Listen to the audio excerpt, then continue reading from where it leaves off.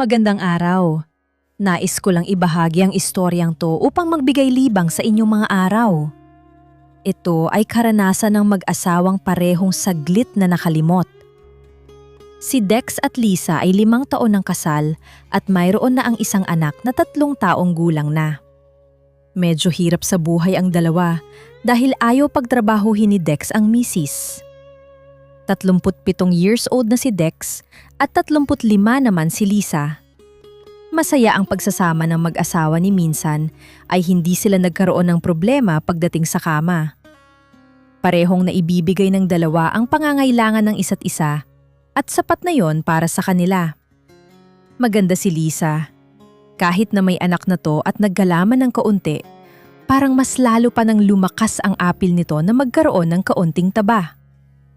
Maganda ang hubog, maputi, mahaba ang buhok na straight. Wala rin naman masasabi kay Dex dahil may itsura talaga ito. Mahigit 1 buwan na rin ang lumipas, mula nang maalis si Dex sa pinapasukang kumpanya at hanggang sa panahong yon ay hindi pa rin siya makahanap ng bagong papasukan. Dahil sa nararanasang pagkalugay ng dating pinapasukan ni Dex, ay isa siya sa mga minalas na mapasama sa mga tauhang tinanggal ang kumpanya. May nakuha man silang separation pay, ay hindi sapat to upang makapagnegosyo man, lamang sana. At dahil high school lang din ang natapos, ay hirap siyang makakuha ng panibagong trabaho. Han, malas talaga. Paubos na yung pera natin, pero wala pa rin akong mahanap na trabaho. Sabi ko naman sa'yo, Honey, magbakali ka na lang kay paring Rap, malay mo matulungan ka niya. Sige Han, tawagan ko kahit na nakakahiyang lumapit. Agad inilabas ni Dex ang cellphone at lakas loob na tinawagan ang ninong ng nag-iisa nilang anak ni Lisa. Hello pre? O pre, napatawag ka. Inom tayo. Wika ni, available ka ba mamaya pre? Sige pre, andyan ako sa inyo ng 7:00. Sige pre, mahihingin din sana uli akong pabor sa'yo eh. Walang problema pare, usap tayo mamaya ha? Sige pre, salamat. Agad sinabi ni Tex sa asawang si Lisa ang usapan nila ni Rap at sabay silang umasa na may positibong resulta ang pagdating ng kaibigan. Sumabit ang oras na napag-usapan ng magkumpare at isang magarang SUV ang pumarada sa tapat ng apartment na inuupahan ng mag-asawang Dex at Lisa. Mayaman si Rap, kaya't ito ang lagi nilang nahihinga ng tulog. Buong meeting sinalubong naman ni Dex ang kumpareng. Sirap na ni bumababa na sa magara nitong sasakyan at bitbit ang isang mamahalin na alak. Matapos ang kumustahan, ay pumasok na ang magkumpare sa loob ng bahay at dumiretso sa kusina kung saan nandoon din si Lisa at kasalukuyang naghahain para sa kanilang hapunan. Matapos ang hapunan, ay agad binuksan ni Rap ang dalang alak at sinimulang magsalin sa baso nito. Ano bang problema pre? Tanong nito. Kakabalan ko na ulit yung mukha ko pare. May 1 buwan na akong walang trabaho eh. Magbabakas sakali lang sana ako na baka may alam kang mapapasukan ko. Akala ko pa naman kung ano na pre. Sige, at kakausapin ko si Mrs. Ang alam ko naghahanap siya ng isang driver para sa pinaparentahan niyang van. Okay lang ba sa'yo yon? Abay, oo naman. Maraming salamat Kunggan. Wala yon pare, pero nanghihinayang ako sa panahon na pwede pa kayong makaipon ni Mare ha? Anong ibig mong sabihin? Ganito lang yan pre. Kung kaya naman na sabay kayong magtrabaho ni Mary at sabay kayong kikita papayagan mo ba? Tanong ni Rap. Oo nga naman, Han. Tutal pwede namang paluwasin ko si nanay para may makasama si Gino dito sa bahay Pag-isipan mo pare, pwede kong ipasok si Mary sa office. Tutal nakapag-college naman siya at malaki na rin naman ang inaanak ko, hindi ba? Kung gusto naman pare ni Lisa, sige na.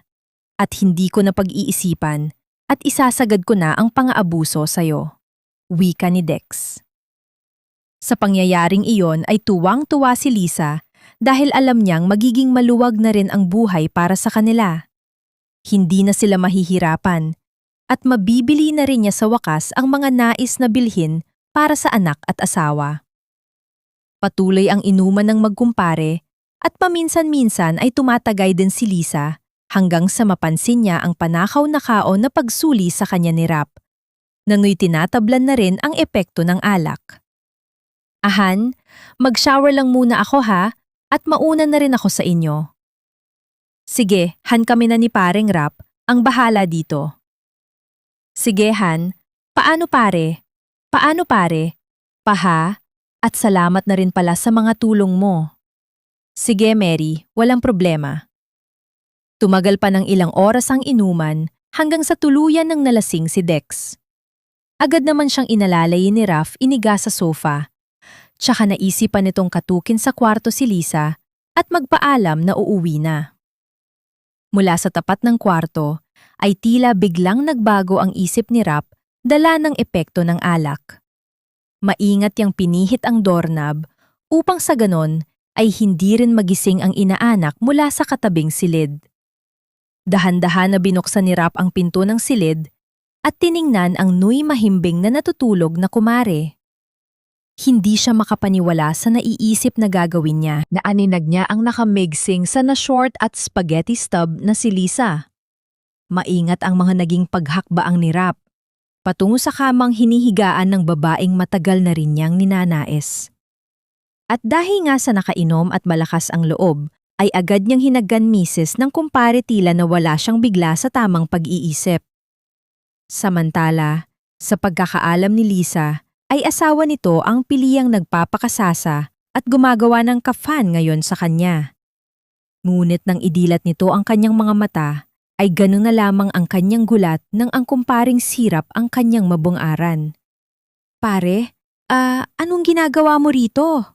Ngayon lang Lisa, please. Tayo lang ang makakaalam pero pare, lasing ka lang at hindi mo alam ang ginagawa mo. Alam ko, Mare. Kahit lasing ako, alam ko ang ginagawa ko. Hindi malaman nung misis kung aawatin pa ba niya to o hahayaan na lamang dahil lalin na dala siya sa ginawang kapilyuhan nito. Si Dex, nasaan? Tanong ni Lisa. Tulog na tulog sa sala. Marie, baka mahuli tayo ni Dex pari eh. Hindi na magigising yon. Lasing na yon, Mare. Wala nang nagawa si Lisa, kundi sumunod sa agos ng kasalanan. Kinalimutan parehas na meron na silang kapwang mga asawa. Nagpatiyanod sa bugso ng nararamdaman. Itinalapon ang mga kasuotan at kasunod noon ay ang pagbibigay at pag-aalay ng sarili sa lalaking hindi naman niya asawa. Halos mabaliw to. Dahil sa mas nakalalamang talaga ang kumpare ng parehas sa mahimas-masa ng dalawa ay nag-usap sila na walang makakaalam ng lihim na namagitan sa kanila. Nangako din si Rap kay Lisa na tutulungan niya ito upang makapasok ng trabaho, pati na rin si Dex. Lumipas ang isang buwan at natupad niya ang pangako ni Rap sa mag-asawa. Agad nagsimula sa panibagong trabaho si Dex. Samantala, naipasok rin naman si Lisa sa kumpanyang si Rap din ang nagmamay-ari. Naging masaya man sa kanya-kanyang trabaho, ang mag-asawa ay nabawasan naman ang oras nila sa isa't isa. Madalas ay pagod na pareho sa trabaho pag nagkita sila. At may mga gabi pa nga na hindi nakakauwi si Dex at kung minsan ay ilang araw pa ang inaabot, lalo't may arkila ang van na out of town.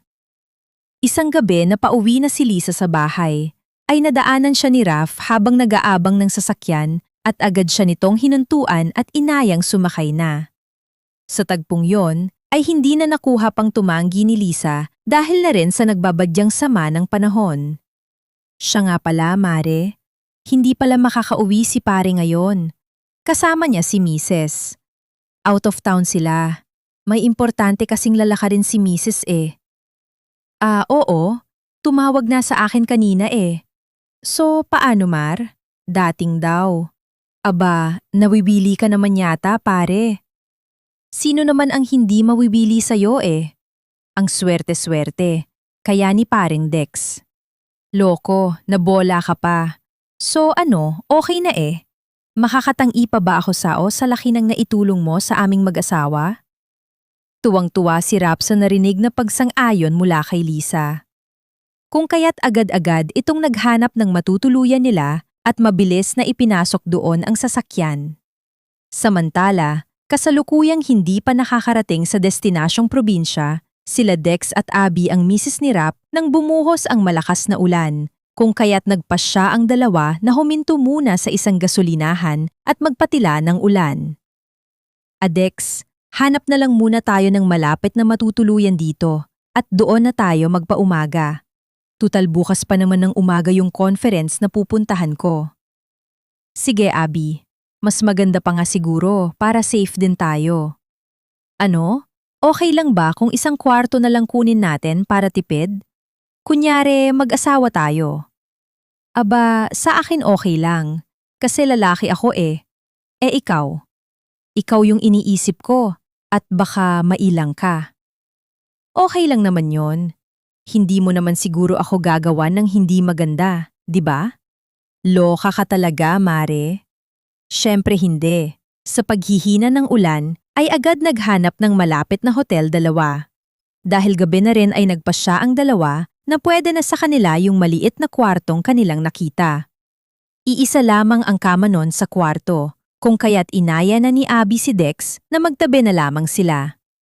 Samantalang sa kinaroroonan naman nila Rap at Lisa ay buong pusong ibinibigay at inaalay ni Lisa ang sarili sa kumpare. Labis naman na natutuwa si Rap sa nakikitang pagkabaliw ng misis ng kumpare sa kanya. Matapos naman makapagpalit ng damit, sila Dex at Abby ay agad ding nagpahinga ang dalawa. Nahiga sila ng magkatalikod pwesto. Sa paglipas ng oras ay hindi makaramdam ng antok si Dex dahil sa pagkabilisang nararamdaman. Maingat na pumihit si Dex ng pagkakahiga at humarap sa nooy na katihayan ng si Abby at himbing na sa pagkakatulog. Matagal na pinagmasdan ni Dex ang maamong mukha ng babae na nooy balot na balot ng kumot ang buong katawan. Dahil sa naging busy parehas ay matagal-tagal na rin silang mag-asawa na walang nagaganap sa kama. Kaya naman ang mistulang sa bagtuloy si Dex. Dahan-dahan kumilos at unti-unting inalis ang gumot na bumabalot sa katawan ng misis ng kumpar. Nang ganap na maalis yun ni Dex, ay muli niyang pinagmasdan ng babae na nakasuot pa ng ternong pajama. Sa isip ni Dex ay napakaswerte niya kung papayag ang asawa ng kumpare niya sa nais.